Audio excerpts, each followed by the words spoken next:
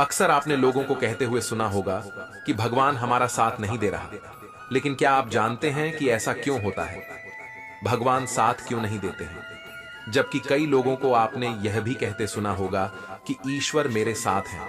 भगवान सिर्फ उन्हीं की मदद करते हैं जिनके कर्म अच्छे होते हैं, जिनके कर्म का उद्देश्य अच्छा होता है और जो दूसरों को सुख पहुंचाने के लिए काम करते हैं।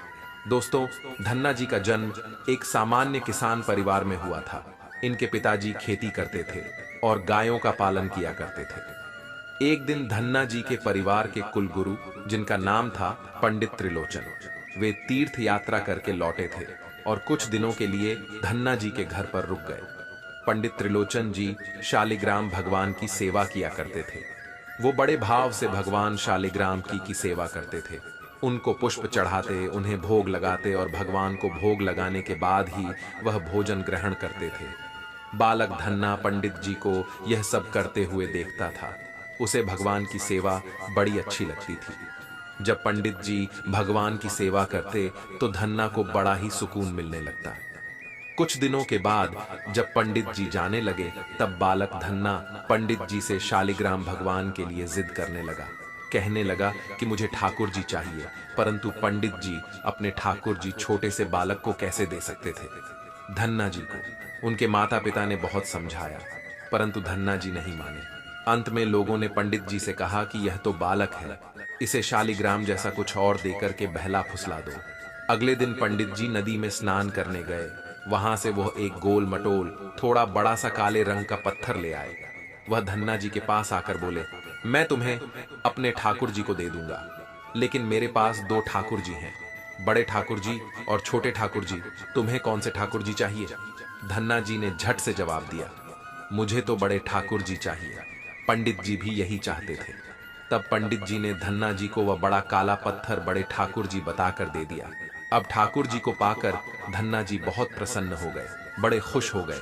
वह बड़े भाव से उनकी सेवा करने लगे। जब धन्ना जी गाय चराने खेतों की तरफ जा तो ठाकुर जी को अपने साथ ले जाते। धन्ना जी की मां ने उनको बाजरे की रोटी, साग, अचार और गुड़ खाने के लिए दिया। अब धन्ना जी ने भी निश्चय किया कि वह भी पंडित जी की तरह ही ठाकुर जी को जब तक भोग नहीं लगाएंगे और जब तक ठाकुर जी को खिला नहीं लेंगे, तब तक वह खुद भी भोजन नहीं करेंगे। धन्ना जी जब खेत में पहुंचे तो प्रेम से ठाकुर जी को पुकार कर कहने लगे कि ठाकुर जी, जब तक आप भोग नहीं खाएंगे तब तक मैं भी भोजन नहीं करूंगा। धन्ना जी ने निश्चय किया कि जब तक ठाकुर जी प्रकट होकर भोग नहीं लगाते, वह भी भोजन का एक टुकड़ा भी ग्रहण नहीं करेंगे। जब ठाकुर जी ने भोग नहीं लगाया तो धन्ना जी ने शाम को वह रोटी गाय को खिला दी। 3 दिन तक ऐसा ही चलता रहा। ना ठाकुर जी भोग लगाते और ना धन्ना जी भोजन करते। चौथे दिन की बात है, धन्ना जी की माता फिर से रोटी लेकर आई। अब धन्ना जी खेतों में जाकर जोर जोर से होने लगे और ठाकुर जी से गुहार लगाने लगे। वो बोले, आप तो बड़े ठाकुर जी हैं, आपको तो लोग रोज 56 प्रकार का भोजन खिलाते होंगे, परंतु मैं तो बालक हूँ, 3 दिन से भूखा हूँ और परेशान हूँ। क्या आपको मुझ पर दया भी नहीं आती? मुझ पर दया करके ही थोड़ा सा भोग लगा लो, जिससे मैं भी कुछ खा सकूं। क्योंकि पंडित जी ने कहा था कि आपको खिलाए बिना मैं कुछ नहीं खा सकता, इसीलिए पहले आप खा लो, इसके बाद ही मैं खाऊंगा। धन्ना जी के भोलेपन से की गई प्रार्थना को सुनकर भगवान श्री कृष्ण साक्षात प्रकट हो गए। अपने ठाकुर जी को देखकर धन्ना जी बहुत प्रसन्न हो गए। उन्होंने ठाकुर जी को मां की दी हुई बाजरे की रोटी, साग और गुड़ खाने को दे दिया। ठाकुर जी बड़े चाव से रोटी खाने लगे। 4 रोटी में से 2 रोटी ठाकुर जी ने खा ली। अब ठाकुर जी तीसरी रोटी खाने लगे। तब धन्ना जी ने उनका हाथ पकड़ लिया और कहा, सारी रोटियां आप ही खा जाएंगे। क्या मुझे भी तो भूख लगी है? तो मैं कैसे खाऊंगा? मैं तो 4 दिनों से भूखा हूं, मैंने कुछ भी नहीं खाया है। 2 रोटी आपने खा ली, अब 2 रोटी मेरे लिए छोड़ दो। इसके बाद ठाकुर जी मुस्कुराने लगे और बची हुई 2 रोटियां धन्ना जी ने खाई, जो ठाकुर जी ने छोड़ी थी। अब तो उनका यह रोज का नियम बन गया था। धन्ना जी जब भी गाय चराने जाते तो भोजन खेत में जाकर ठाकुर जी के साथ ही करते थे। एक दिन ठाकुर जी ने नन्ना जी से कहा कि तुम रोज मुझे रोटी खिलाते हो, मैं मुफ्त में रोटी नहीं खाना चाहता था, मैं तुम्हारा कोई काम कर दिया करूंगा। धन्ना जी ने कहा, मैं तो बालक हूं, केवल गाय ही चरा हूं, मैं आपको क्या काम बता सकता हूं। तब ठाकुर जी ने कहा कि मैं तुम्हारी गाय ही चरा दिया करूंगा। उस दिन के बाद से ठाकुर जी धन्ना जी की गाय चराने लगे। एक दिन धन्ना जी ने ठाकुर जी से पूछा, आप मुझे अपने हृदय से क्यों नहीं लगा? तब ठाकुर जी ने कहा, मैं तुम्हें प्रत्यक्ष हो गया हूं, लेकिन पूरी तरह से मैं तब मिलता हूं जब कोई सद्गुरु जीव को अपना लेता है। अभी तुमने अपने किसी गुरु की शरणागति ग्रहण नहीं की है, इसीलिए मैं तुम्हें अपने हृदय से नहीं लगा सकता। तब धन्ना जी बोले, मैं तो जानता नहीं कि गुरु किसे कहते हैं, फिर मैं अपना गुरु कैसे बनाऊं? ठाकुर जी बोले, काशी में जगत गुरु श्री रामानंदाचार्य मेरे ही स्वरूप में विराजमान हैं, तुम जाकर उनकी शरण ग्रहण करो। ठाकुर जी के कहने के अनुसार धन्ना जी ने काशी जाकर रामानंदाचार्य जी की शरणागति कर ली। उस समय धन्ना जी की आयु लगभग 151 साल के आसपास थी। श्री रामानंदाचार्य जी ने धन्ना जी को अपने शिष्य के रूप में स्वीकार कर लिया और उन्हें आदेश दिया कि अब तुम अपने घर चले जाओ। धन्ना जी बोले, गुरु जी, अब मैं घर नहीं जाना चाहता। आप मुझे घर जाने का आदेश क्यों दे रहे हैं? गुरु जी बोले, अगर तुम यहां रहकर भजन करोगे तो केवल तुम्हारा ही कल्याण होगा, लेकिन अगर तुम अपने घर जाकर खेती किसानी करते हुए अपने माता पिता की सेवा करते हुए भजन करोगे तो तुम्हारे साथ कई जीवों का उद्धार हो जाएगा। गुरु जी की आज्ञा के अनुसार धन्ना जी घर लौट आए। इसके बाद जैसे ही धन्ना जी घर पहुंचे, ठाकुर जी ने उन्हें अपने हृदय से लगा लिया। इसके बाद धन्ना जी खूब संतों की सेवा करने लगे। जब भी उनके गांव में कोई साधु संत आता, धन्ना जी उन्हें अपने घर में ले आते और बड़े प्रेम से उनकी सेवा करते, उन्हें भोजन खिलाते। संतों की सेवा करने के कारण अब उनके घर दूर दूर से साधु संत आने लगे। धन्ना जी सभी का बड़े प्रेम से सत्कार करते और उन सभी को भोजन खिलाते। एक दिन की बात है, धन्ना जी के पिता ने धन्ना जी से कहा कि देखो भाई, हम लोग गृहस्थ हैं, यदि महीने में एक आध बार कोई साधु आ जाए तो हम उसकी सेवा भी कर दें और उन्हें भोजन भी करवा दें, लेकिन तुम्हारी इन साधुओं से ऐसी दोस्ती हो गई है कि हर दूसरे दिन कोई ना कोई साधु चला आता है और अपने साथ एक दो और को भी ले आता है। यह ठीक नहीं है। हम अपनी खेती बाड़ी का काम करें या इन साधुओं की सेवा करें। तुम तो अभी बालक हो, कुछ कमाते नहीं हो, तुम्हारा पालन पोषण भी हम ही करते हैं और ऊपर से तुम साधुओं को बुला लाओ। इस प्रकार इन निठल्ले साधुओं की सेवा करना ठीक नहीं है। इसलिए एक बात कान खोलकर सुन लो, आज के बाद यदि तुम किसी भी साधु को लेकर घर आए तो मैं तुम्हें घर में नहीं घुसने दूंगा। तुम्हें साधु की सेवा करनी है तो पहले कुछ कमाई करो, फिर अपनी कमाई से साधु की सेवा करना। पिताजी की बात सुनकर धन्ना जी उदास हो गए और चुपचाप खड़े हो गए। तब पिताजी ने धन्ना को डांटते हुए कहा, आज के बाद किसी साधु को घर में लेकर के मत आना और जाओ खेतों में गेहूं बोकर आओ। खेत तैयार है, बोरी में गेहूं का बीज रखा है, इसे बैलगाड़ी में ला दो, ले जाओ और खेत में बो दो। धन्ना जी ने बैलगाड़ी में गेहूं रखे और खेत में बोने के लिए चल दिए। धन्ना जी थोड़ी ही दूर चले थे कि उन्हें मार्ग में कुछ साधुओं की टोली आती दिखाई दी। धन्ना जी ने बैलगाड़ी से उतरकर उन साधुओं को साष्टांग प्रणाम किया। संतों ने धन्ना जी को आशीर्वाद दिया और पूछ, बेटा इस गांव में धन्ना जी का कौन सा घर है? सुना है वह जगत गुरु रामानंदाचार्य के शिष्य हैं और बहुत छोटी सी उम्र में उन्होंने भगवान के दर्शन प्राप्त कर लिए हैं। हम भी उनके दर्शन करना चाहते हैं।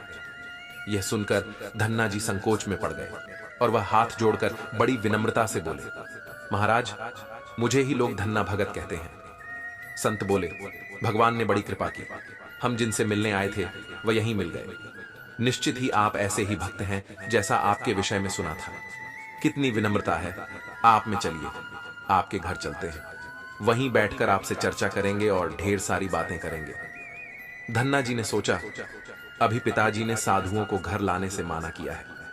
यदि मैं खेतों में बीज बोने के बजाय इन साधु संतों को घर ले गया तो पिताजी आसमान सर पर उठा लेंगे और इन साधुओं को भी भगा देंगे।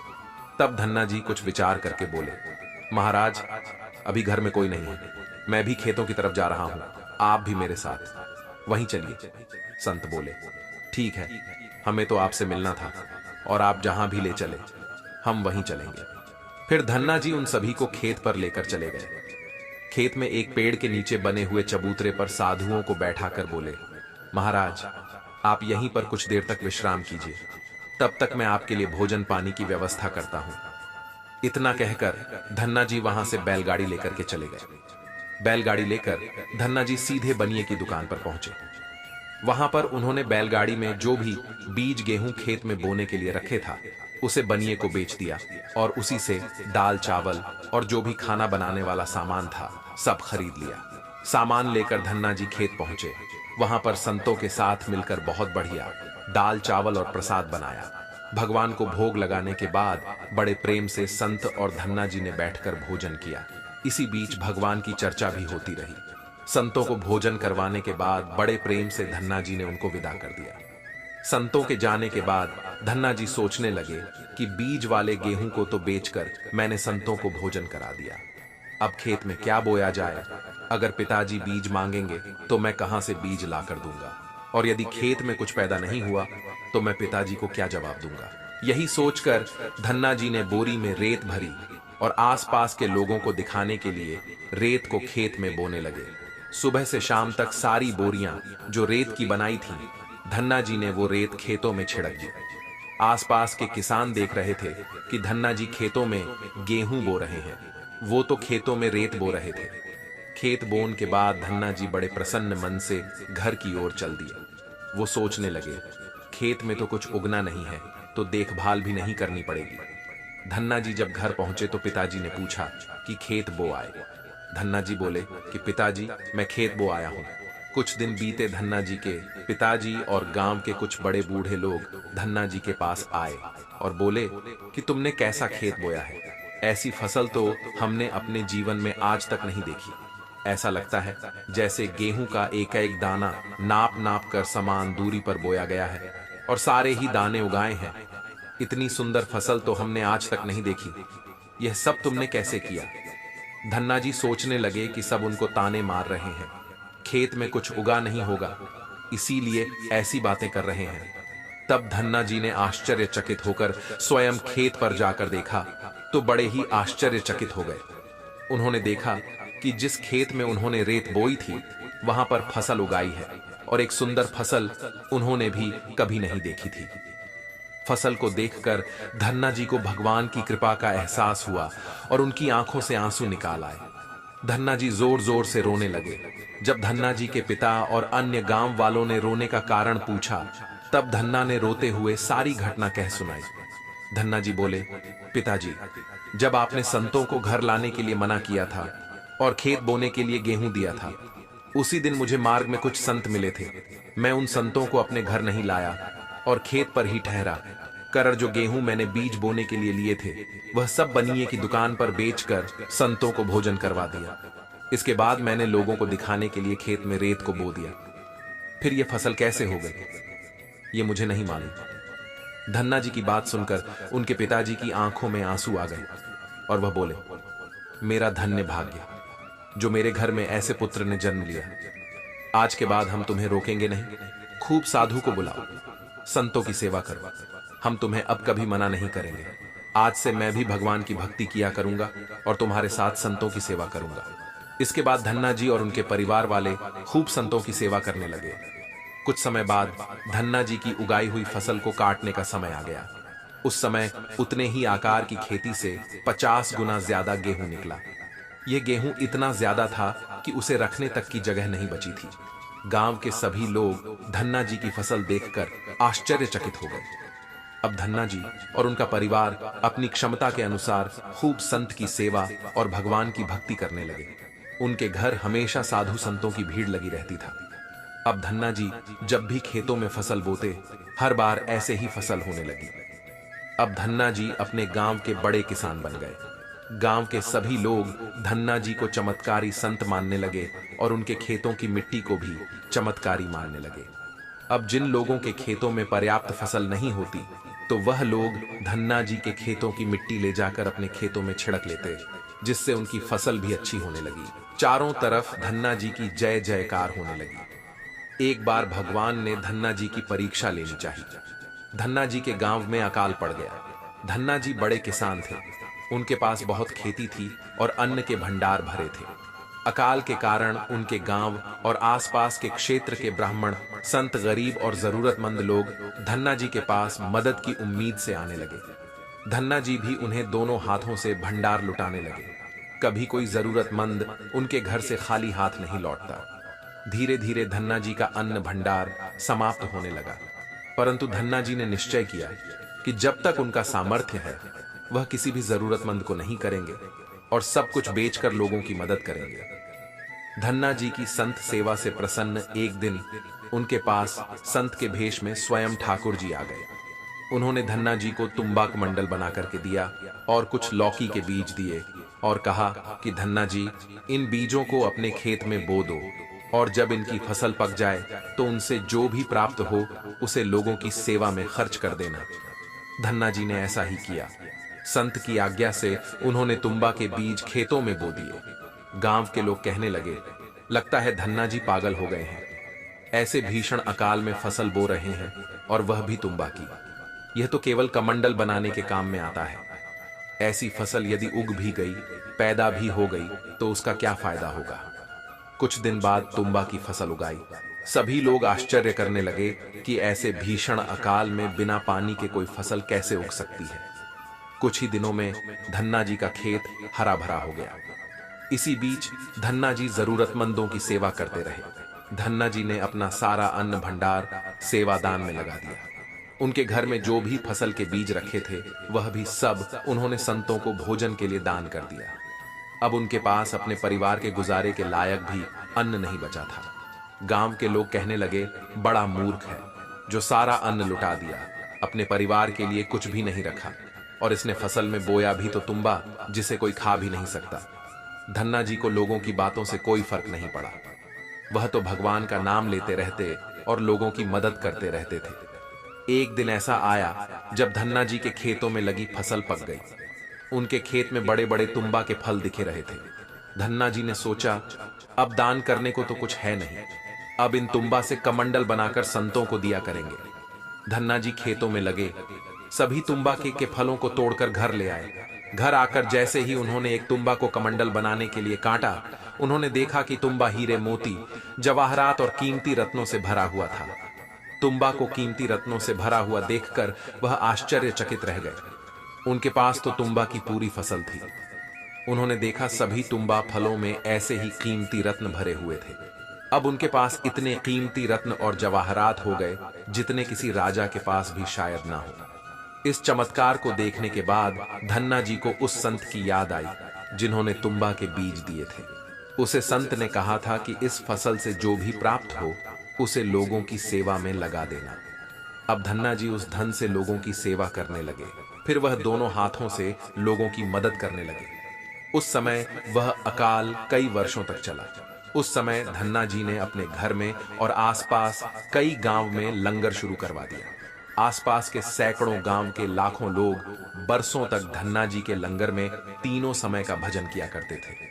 धन्ना जी ने अपने जीवन में कई मंदिर, तालाब और धर्मशाला भी बनवाए थे और हर तरह से साधु संत और जरूरतमंद लोगों की मदद करते थे।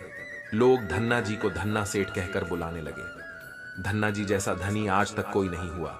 वह धन और मन दोनों से धनी थे। आज भी उनके नाम पर धनी लोगों को धन्ना सेठ की पदवी दी जाती है और कहा जाता है, क्या तुम धन्ना सेठ हो गए हो दोस्तों? यदि भगवान की कृपा जिस व्यक्ति पर हो जाए और उनका आशीर्वाद जिनको प्राप्त हो जाए, उनके लिए जीवन में कुछ भी असंभव नहीं होता। दोस्तों, कोई चाहे कितनी भी धन दौलत का संग्रह कर ले, लेकिन यदि परमात्मा की इच्छा नहीं है तो आप उस धन से सुख नहीं पा सकते। यदि लाख प्रयास करने के बाद भी जीवन में दुख है, असंतोष है, तो समझ लीजिए कि भगवान की भी यही मर्जी है।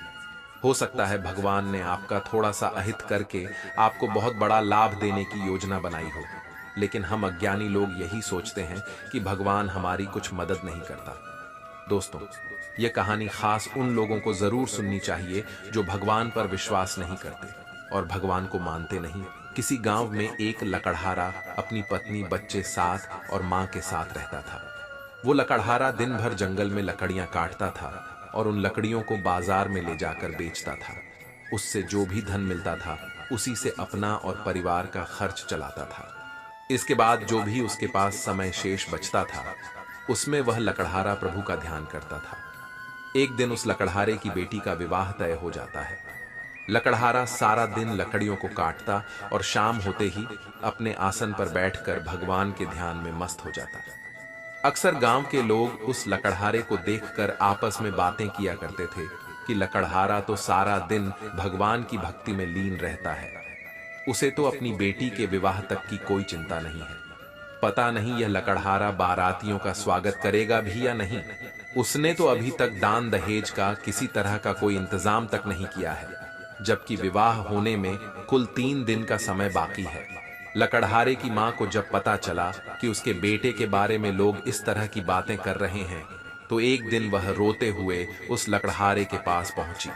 वह कहने लगी कि बेटा, तुम सारा दिन भगवान के नाम का जाप करते रहते हो। अगर तुम इतना समय अपने काम में लगाते तो इतना धन कमा सकते थे कि अपनी बेटी का विवाह बड़े आराम से संपन्न हो जाता। लकड़हारे ने जब अपनी मां की बात सुनी तो उसने कहा कि मां, मैं सारा दिन काम ही तो करता हूं और जो कुछ समय मुझे मिलता है मैं प्रभु की भक्ति में लगा देता हूं। जब मां ने कहा कि बेटा, तू सिर्फ काम में मन लगाया कर, जिससे विवाह के लिए कुछ पैसों की व्यवस्था हो जाए। लकड़हारे ने कहा, पैसों का इंतजाम हो सके इसलिए हर वक्त कामकाज करता रहता हूं और भगवान को भूल जाऊं, ये मुझसे नहीं हो पाएगा मां, तू चिंता मत कर। मैं जिस ईश्वर का ध्यान करता हूं वह सब देख लेगा। क्या उसे मेरे बच्चों की कोई चिंता नहीं है?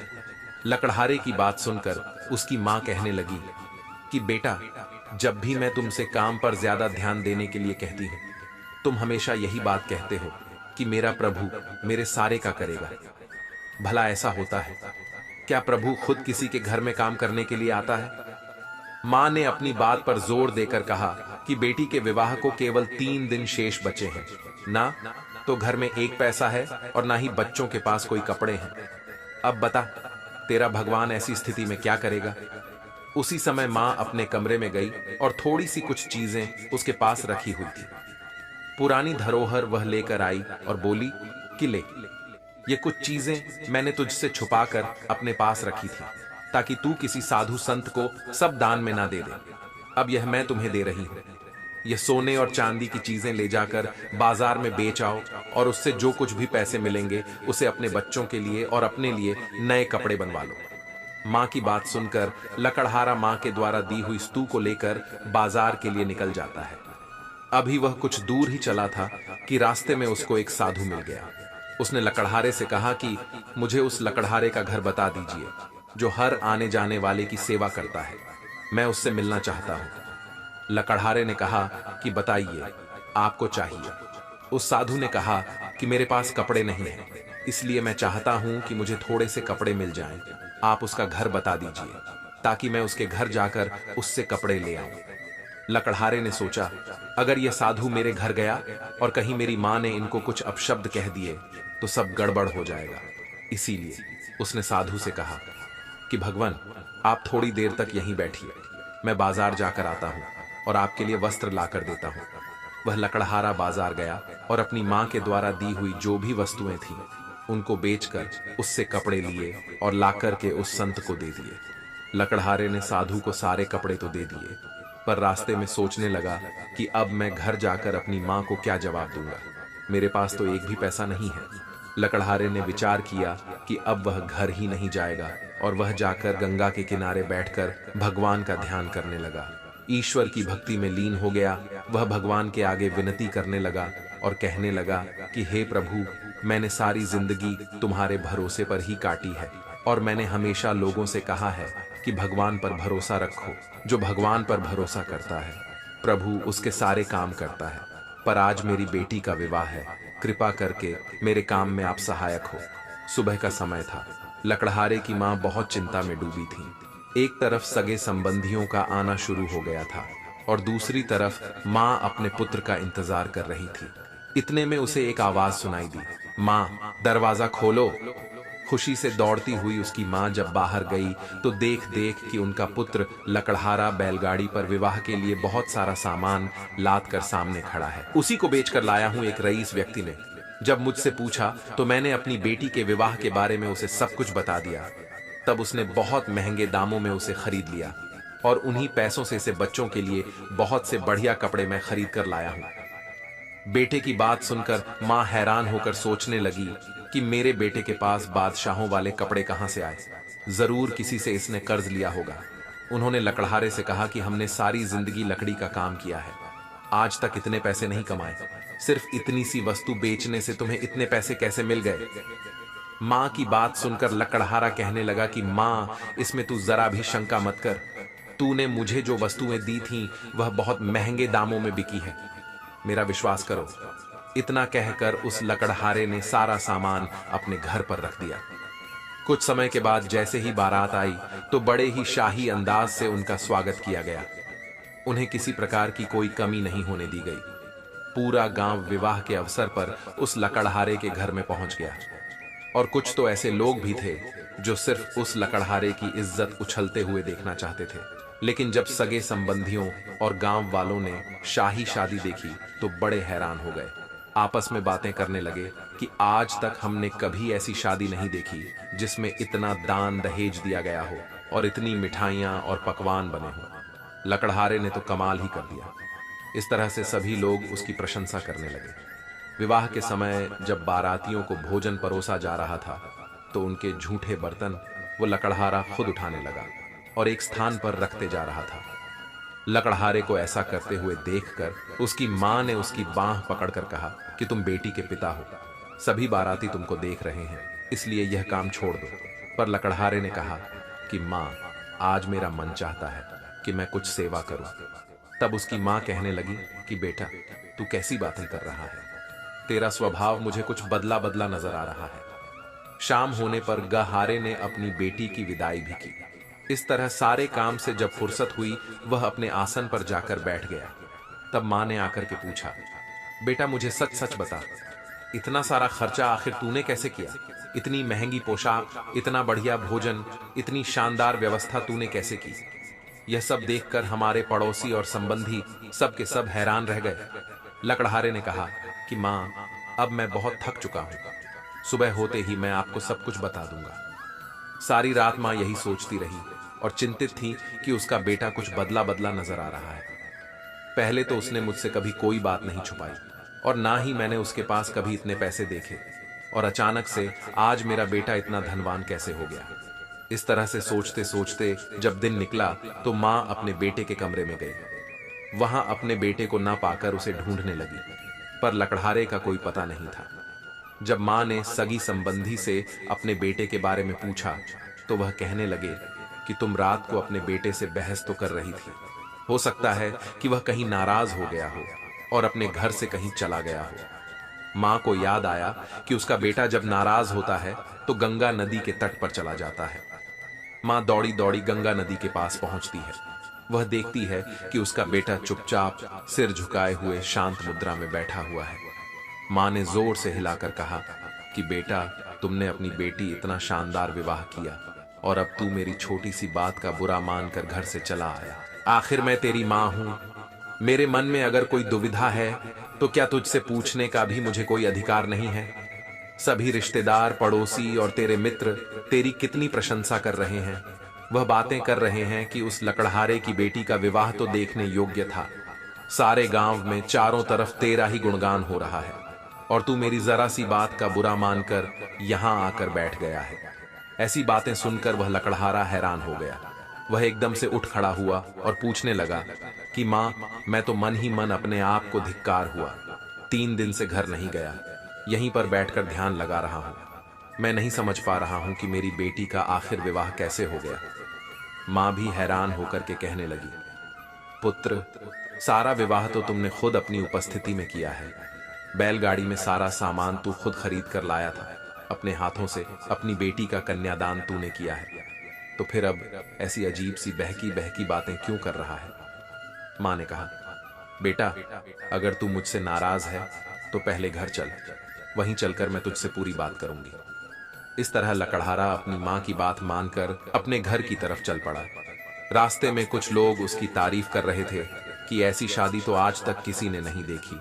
न तो किसी ने इतना दान दही दिया और ना ही किसी ने इतनी सारी मिठाई और पकवान बनवाए। लकड़हारा सोचता जा रहा था कि कहीं वह लोग मेरा मजाक तो नहीं बना रहे हैं। घर पहुंचते ही वहां का नजारा देखकर वह बिल्कुल हैरान हो गया। उसका पूरा घर चमचमा रहा था। लकड़हारा सोचने लगा, जब मैं 3 दिन से घर आया ही नहीं, तो मेरी अनुपस्थिति में इन सब के अनुसार घर में फिर कौन था जो मेरा ही रूप बनाकर सारा काम करके चला गया। लकड़हारे ने अपनी मां से कहा कि मां, मुझ पर विश्वास करो, मैं तो 3 दिन से घर आया ही नहीं। तूने मुझे जो चीजें दी थी सोने चांदी की बेचने के लिए, उसे मैंने बाजार में बेचा तो था, पर मैंने रास्ते में किसी साधु के मांगने पर उन्हें कपड़े खरीद कर दे दिए थे। इसके बाद जब मेरी जेब में एक पैसा भी नहीं बचा, तो मैं फिर किस तरह से अपने घर को आता और बेटी के ससुराल वालों को क्या जवाब देता। मैं तो पिता होने के नाते अपना फर्ज भी नहीं निभा सका। तब मां ने कहा, याद कर बेटा, जब तू कल बारातियों के झूठे बर्तन उठा रहा था, तो मैंने तेरा हाथ पकड़कर काम करने से तुझे मना किया था। क्या तुझे यह भी याद नहीं है? इतना सुनकर लकड़हारे की आंखों में आंसुओं की धारा बहने लगी। उसे सारी बात समझ में आ गई कि मेरी जगह मेरा रूप धारण करके खुद परमात्मा घर मेरे आए थे, मेरे प्रभु मेरे घर आए थे। फिर वो सोचने लगे कि वो भगवान कितना दयालु है, जो अपने सेवक की इज्जत बचाने के लिए खुद सेवक बनकर अपने भक्त के घर खुद काम करने के लिए चला जाता है। इस तरह अपने भक्तों की रक्षा करता है। मां ने पूछा, बेटा, अगर वह तू नहीं था तो कौन था जो तेरे रूप में सारा काम संभाल गया?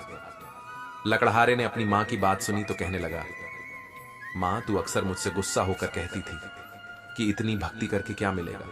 क्या प्रभु भी किसी के काम खुद करने आते हैं? जिस प्रभु ने मुझे अपनी भक्ति में लगाया है, वही प्रभु मेरा रूप बनाकर मेरे घर का सारा काम करके चला गया। यह वचन सुनकर मां ने कहा, तू ठीक कहता है, खुद प्रभु ने ही हमारी लाज रखी है।